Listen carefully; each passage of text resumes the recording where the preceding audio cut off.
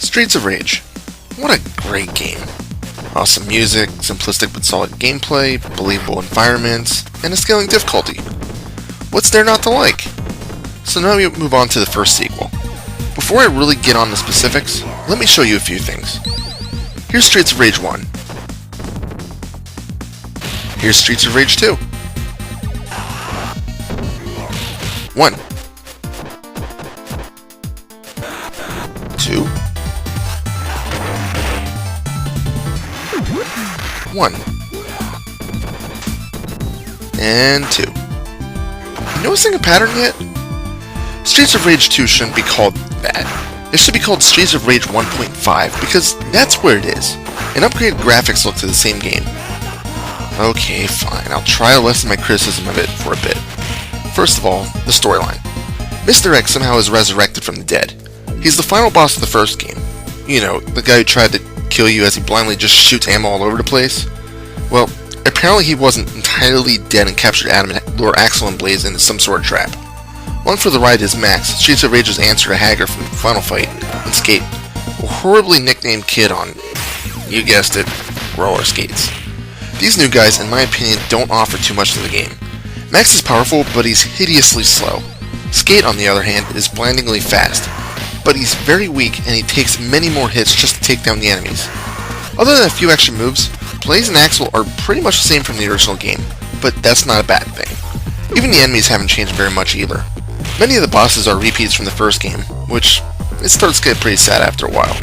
If there's one enemy you look for at uniqueness in sequels, it's the bosses.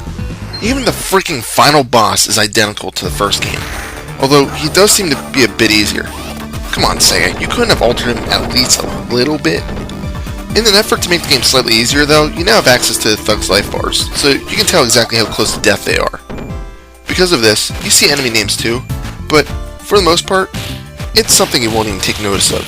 The biggest problem with this isn't really an issue, it's just something I wonder about. How do they come up with these names? And why does every thug with the same model have the same name? How many freaking Josephs and Donovans are there in the street gang? The characters aren't the only thing that return. Much of the music is newly remixed from the original game. My opinion on this is this. The new stuff just sucks. It isn't as catchy as the gritty tunes from the first game. And whatever new stuff the game includes is horrible. It's one of the reasons why the game loses its dark feel and goes for something a bit more brighter, which makes no sense in a game where you're trying to fight an evil street gang. So, you may be asking yourself if there's anything new about the game. Well, in case you can't tell, the graphics are updated.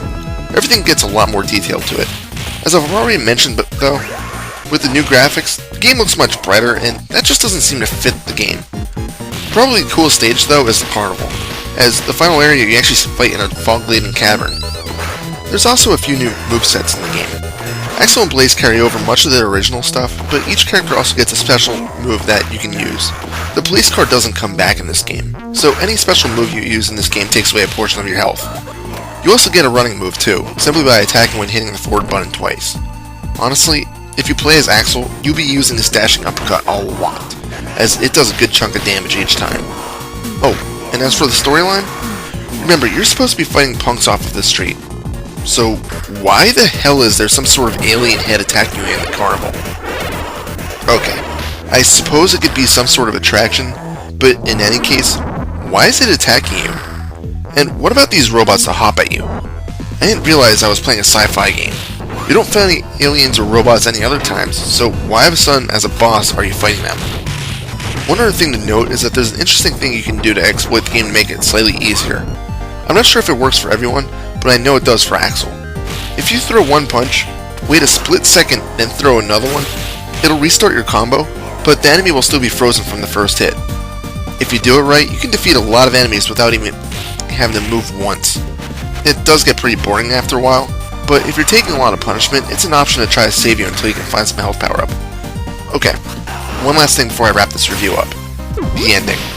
Once you beat Mr. X, again, there's a few still shots of the team reuniting with Adam, intermixed with the credits with some sappy music, which, sadly, it's some of the best music in the game. That's it. You play this game, you get a lame ending. And in the credits, there's two names of Anything and Poochie. Poochie? A dog worked on this game? That explains a lot.